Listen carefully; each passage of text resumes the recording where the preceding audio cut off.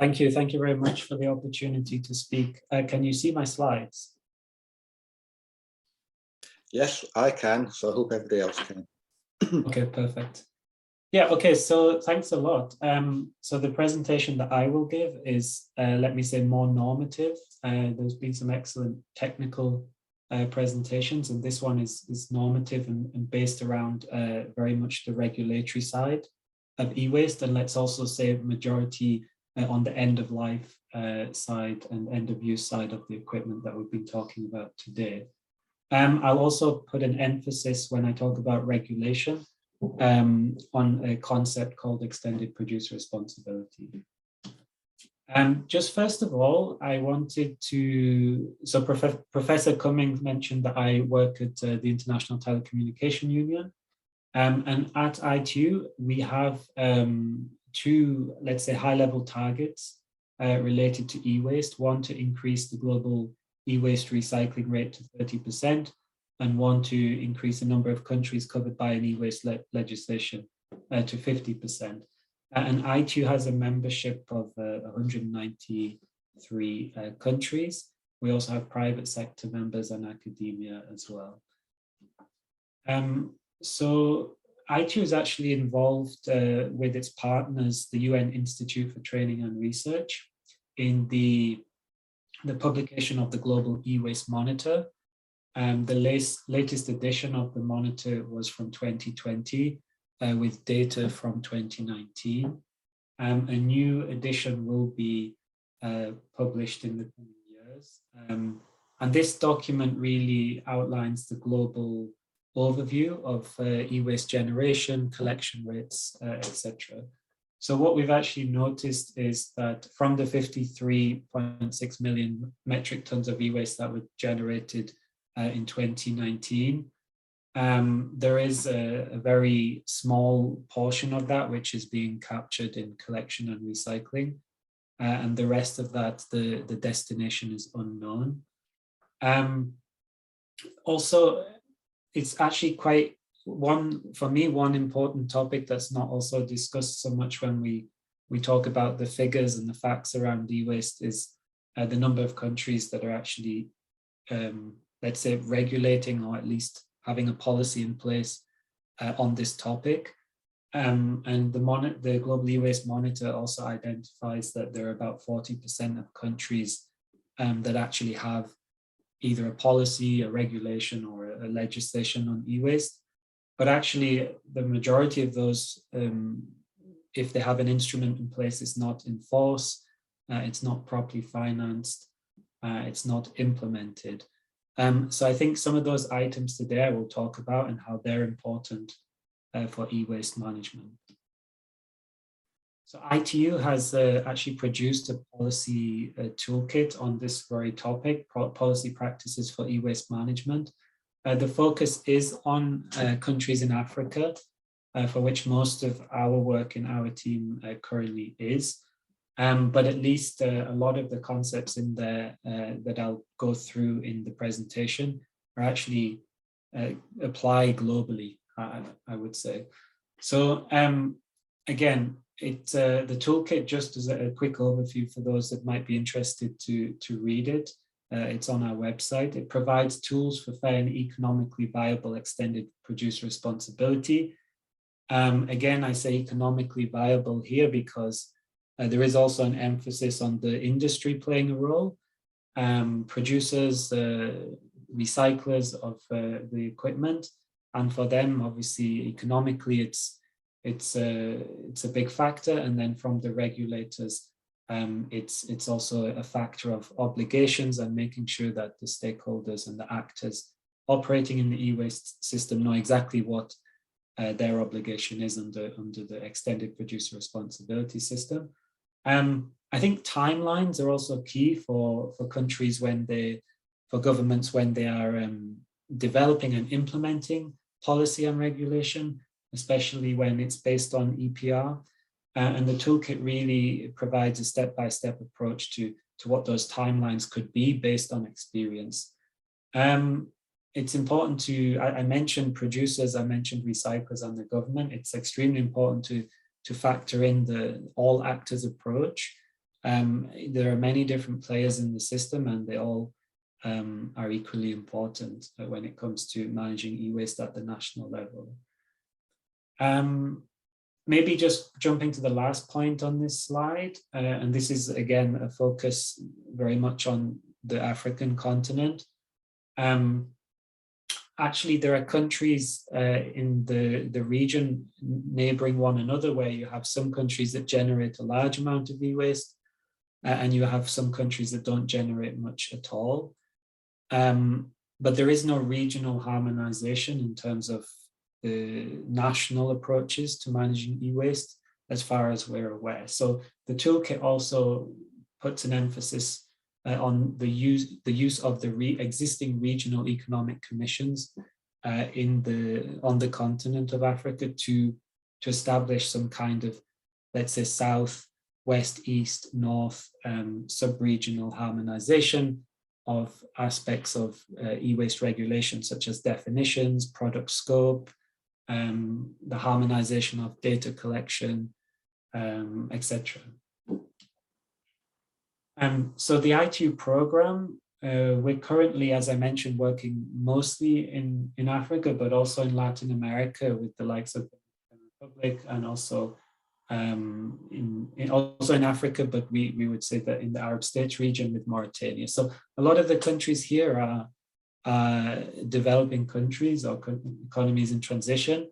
And that's a response by ITU to the request from our membership for this support, covering support to those countries that are not governed by any legal instrument on the management of e-waste. So ITU supports governments with some critical areas that I've mentioned already, such as definitions and scope,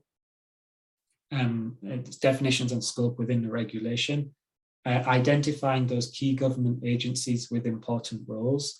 Maybe I can just highlight that often this is an issue that's led by the Ministry of Environment in countries, but actually you have key players such as the ICT regulators that actually regulate a large group of producers or service providers that are obviously heavily involved with increasing connectivity in the country, and therefore the spread of new devices. So other key players such as the customs and excise, who register through the harmonized trading codes, HS codes, all of the equipment that's put on the market. And there are other key entities such as the standards for recycling standards and statistical agencies for compiling and tracking data on e-waste. There are also some key government entities that should be ideally involved in producer outreach. And producer outreach is something that we support countries with.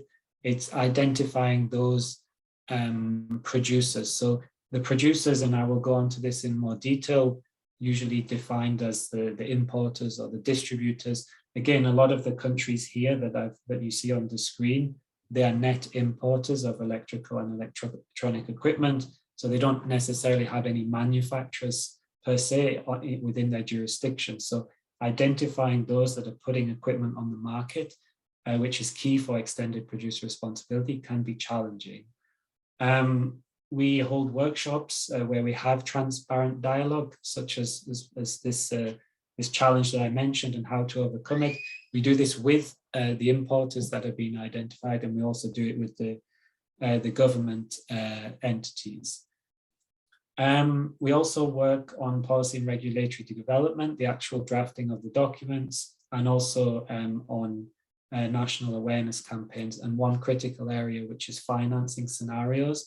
This is an area that we've just started working in, and that is to identify and to help countries understand the fees that could be applied to be charged to producers, or however the country is going to finance the management of e-waste. It could be other ways, but to understand the fee based on how expensive it is to collect and recycle, and to raise awareness about e-waste management in that country. So what needs to go into a regulation? Well, the toolkit that I mentioned identifies a few areas. So clear definitions of those stakeholders involved in e-waste management, clear roles and responsibilities, a clear scope of the products that are included. I'll give you an example. In the EU WE directive, there are six categories, and they're clearly defined. Clear stipulations on enforcement measures and penalties for non-compliance, details on financing mechanisms and institutional structures such as producer responsibility organizations, which I will come to in a bit. And also, very importantly, a clear stipulation on who is covering the cost of e-waste management. If we look to the right-hand side of the slide here, so more specifically about financing, I think some key questions that governments should consider when developing EPR regulation vis-a-vis the financing point is, what are the financing mechanisms that are going to be applied?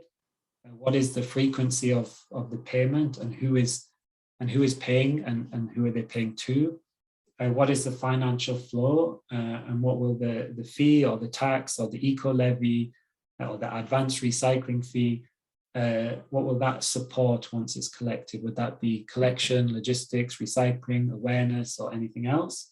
And will the penalties for non-compliance be higher or lower than the fees? And what is the basis of the fees and the methodology to calculate those? And the methodology to calculate those must remain malleable, flexible, fluid as we go forward, because we have, as we've discussed in today's event already, that the dynamics of the electrical and electronic industry is changing all the time, and there are always new products entering the market. They're getting smaller, more integrated, and this will affect any aspect, even in the regulatory and financing side. So on the producer responsibility organizations, which I referred to just before, a producer responsibility organization is basically an entity that works on behalf of the producers. The producers are those that have the obligations under EPR, and the PRO will conduct activities such as collection, e-waste, and awareness raising through contracts with recyclers or any other entities. So there are, generally speaking, three types of PRO. One is a state-funded model, one is an industry-led monopoly model, and one is a compliance service provider model. So actually, on the compliance service provider model, we heard from Professor Cumming earlier on that the UK is creating a lot of e-waste, and there is a lot of consumption of e-waste. And the UK actually has a compliance service provider-based model. And as you can see here, one of the potential weaknesses of this is that it requires a large volume of e-waste to be generated. So I think that's why it may work in the case of the UK, but in the countries that I was talking to you about earlier in the developing world, that might not be the case, where the generation of e-waste is actually not so high.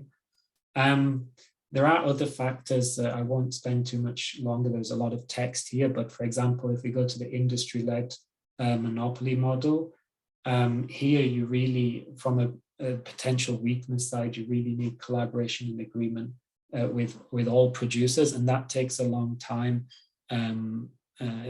Engaging the producers and through their supply chain is a monumental task. And then also the state-funded model, maybe looking at another potential weakness there. One of the challenges there is that often case, if the eco levy is accrued by the state, it's even though it might be ring-fenced for expenditure into environmental related or e-waste management related activities, usually the Ministry of Finance or the equivalent will actually take that first and then distribute it before it goes to environmental. Sorry to interrupt, but if you can wrap up, that'd be great. Thank you. Yep. Sorry, I'm taking a bit long. So just to finish then on the definitions that I mentioned are key. I've highlighted here. You can also see in the toolkit that you have several countries in Africa where the definitions of producer are fairly similar. And this is quite interesting. And just on the producer, this is a collective term, as I mentioned, for importers, manufacturers, distributors. For consumers, we also have bulk, individual, business to consumer, and business to business, and recyclers and government. The 6 categories that I mentioned here are on the screen. Product scope is key for regulation. These are the 6 categories used in the current EU WEEE directive.